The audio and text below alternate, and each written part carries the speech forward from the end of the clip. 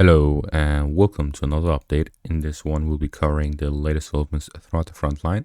So let's get started in the direction of Bakhmut, where we see fighting happening in two directions on the Russian initiative.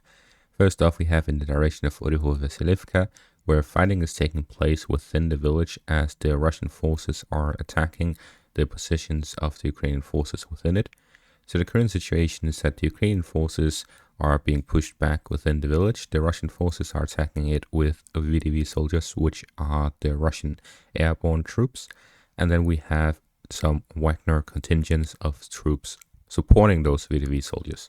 So we have a mix of former Wagner soldiers and VDV soldiers fighting in the direction of Vasilivka, where they are storming the village essentially. So there's heavy fighting within the village and artillery on both sides as the Russian forces attempt to capture it. The fighting here is looking to the Russian forces trying to attempt to reach the canal here to the west of Vasilivka. Their plan would be to cut off the northern and southern parts of Bakhmut. And as I've mentioned in an analysis over half a year ago, so if you were still following back then you might remember. So essentially we have the canal here that runs through from the Severodonetsk River and all the way down to Donetsk. And this area here, I've been saying, is the optimal defensive line for either side if they want to hold a defensive line. So if the Russian forces want to defend Bakhmut, they need to hold the canal line. And if the Ukrainian forces want to defend Chasiv Yar and generally the western positions here, they'll need to hold the canal line. The Russian forces seem to be aiming to reach this canal line, which would split the eastern parts of the canal into two, which would require the Ukrainian forces to retreat across the canal line to then reach the northern parts. This will delay their transportation of troops, and it will allow the Russian forces to then outmaneuver the Ukrainian forces by rapidly redeploying, where the Ukrainian forces would take a longer time. With this, they could expand their control by capturing Vasilivka, Ryhorivka, and so on, after which they can focus the forces in one direction, whether it be here in the northern flanks of Bakhmut, or the southern flanks of Bakhmut, or the northern direction towards Siversk. So the Ukrainian forces are here in a peculiar situation. They need to go around the Russian positions, while the Russian forces can, of course, move within their own zone of control.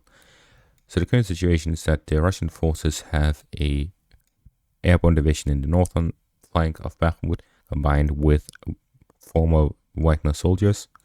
While in the southern parts, we have a tank regiment and other units defending against the Ukrainian forces advancing here in the direction of Klishivka and Andriivka. So the forces here in the south are mostly trying to defend the Ukrainian offensive, and in the northern parts are trying to regain the initiative, which they have with their attacks in Vasilivka, but they've also started attacks in the direction of Vesele here to the northern parts in the direction of Siversk. So the Russian forces are reporting to be fighting right at the outskirts of the village. This was both reported by Remilin but also by Syriac maps, and it seems that they haven't entered the village yet, but the fighting has reached it and at the outskirts of it.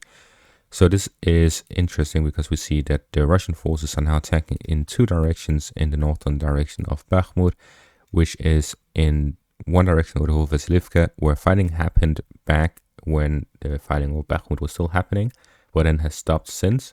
And then in the direction of Vesele, where fighting has actually never reached the village before now. So the Russian forces are now starting new operations in this direction.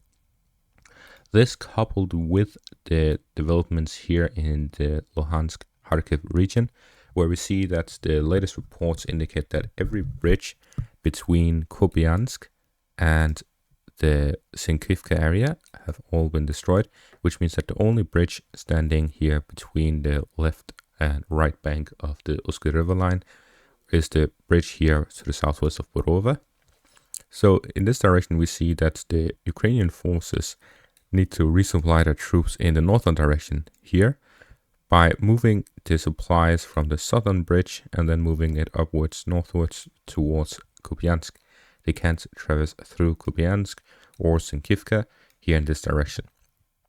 So what we're seeing is that the Russian forces have destroyed most of the bridges, which limits the supply of the Ukrainian forces, and at the same time they still have some supply lines by the bridge here in the south. But with this new pressure, the Russian forces, if they restart their offensive operations in this direction, they'll be able to exert much more pressure in comparison to last month. And with this, we see that the Ukrainian forces building up their forces in the direction of Zaporizhia and Kherson, where the latest news reports that they are actually building up troops in the direction of Orikhiv and Kherson itself. So in this direction, we see that there are reports and theories about the Ukrainian forces planning to cross the Dnieper River. This was something that was talked a lot about prior to the Ukrainian offensive, but was largely forgotten because of the Ukrainian offensive launching in the south of Orikhiv. But now there are talks of it restarting because there's been large groupings of Ukrainian forces. The Russian forces have responded by launching artillery strikes and missile strikes and bombing those positions with their air force. But at the same time, these positions keep growing despite the Russian effort because the Ukrainian forces are sending more and more troops in this direction. And at the same time, in the direction of Orikhiv, there has been a large buildup of Ukrainian forces, which I have been reporting about. This is to take advantage of the breach of the main defensive line. They need to break through it if they want to hold their gains. And therefore, we may see a combined effort by the Ukrainian forces to attempt to end this offensive in one fell swoop by going southwards of Orikhiv and eastwards of Kherson. If just one of these succeed, then the Ukrainian forces will have some sort of success to write home about. But other than that, we see the Russian forces pressuring in the northern parts. So there's a lot of pressure on the Ukrainian forces right now. If they fail the offensive in the south, the Russians can just launch their own in the north as they are preparing by destroying the bridges and initiating some offensive operations north of Bakhmut.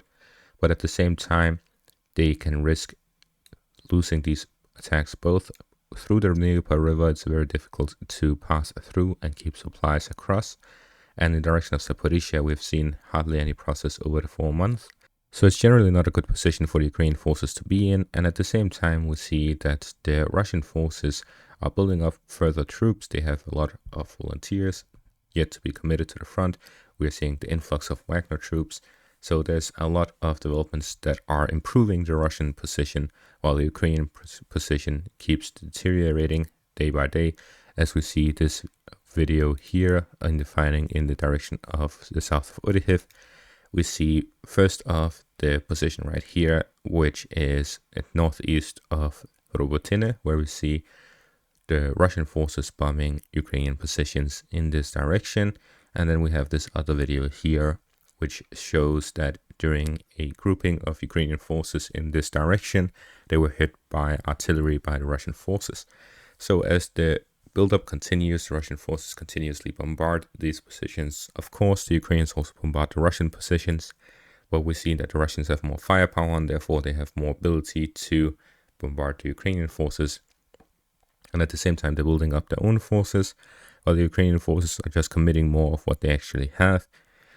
So we're seeing that the position is going more and more in favor of the Russians. And if we take a look at this article written by the New York Times, we actually see that through 2023, although I can't show this article, we know that from this picture here that the Russian forces throughout 2023 has captured approximately 331 square miles, while Ukraine has gained about 143 square miles. So the Russians have gained 188 square miles through 2023, despite the Ukrainian offensive. So this Ukrainian offensive has gained less than what Russia has gained since January, and therefore the Ukrainian forces with this offensive has not even managed to break even with the Russian forces this year. And at the same time, we are seeing them use up 150,000 troops committed to this offensive, while the Russian forces mainly had the Wagner forces fighting in Bakhmut. So the Wagner forces with their 50,000 soldiers managed to achieve more than what the Ukrainian army with 150,000 troops and trained by NATO could achieve. Despite the difference in defenses, this is something that both sides had the ability to prepare, yet the Russians had managed to put more effort into it, by it being a larger country, more powerful, and thus be able to create better fortifications. The West could have helped Ukraine build fortifications. They did not. So in the end, the Ukrainians had to hit their head against the iron wall, while the Russian forces could just send their Wagner PMC to capture a city. And this is the results of it. We're seeing heavy losses by the Ukrainian forces throughout this offensive, yet they have not managed to gain much more than a few open fields and a village here south of Oryhiv. And in the end, the Russian forces have managed to gain more territory than the Ukrainian forces in 2023. And that is going to be all for this update. Thank you all for watching and have a great day.